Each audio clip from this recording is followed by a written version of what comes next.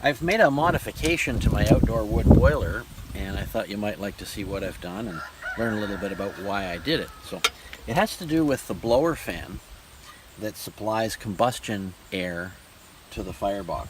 This is the stock fan, and it did a pretty good job, but there were times when I found that it wasn't supplying enough air. When you put in a lot of fresh wood or some small wood, or maybe you've got some cardboard in there to get rid of and get some heat from,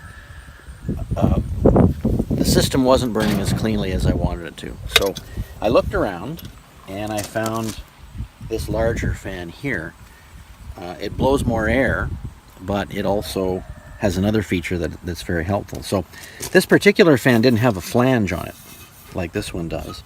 So if you look here, I made a flange out of some sheet metal that I bent with my little sheet metal brake and fastened it to this component here.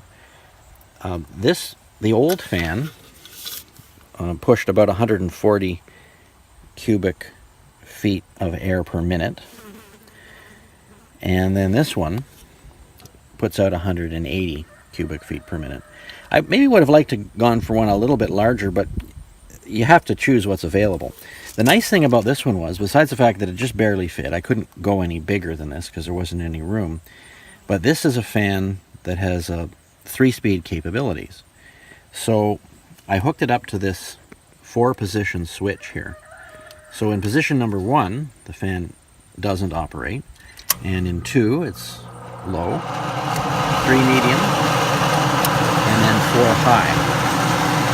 As far as I can tell, setting 3 is about the same output as this fan on its single speed with its damper fully opened here. So I can throttle back, because sometimes when you've got wood in there that's mostly charcoal, you want to limit the amount of air that goes through, because the more air that goes through unnecessarily, the more heat you're losing up the chimney of the boiler. So you want to have the minimum amount of air needed for fairly complete combustion. So I've got a slower speed.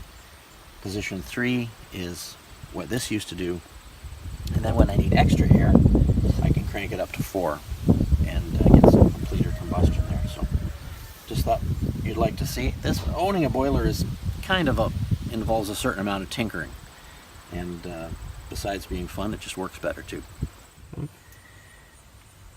This fan motor was really perfect in every way, this fan unit, except it just had wires coming right out of the motor. There was nothing to protect it. There was no box or anything. So I put this electrical box on top, right above where the wires come out, and have some connections leading to this finer cable that goes through this armored housing here.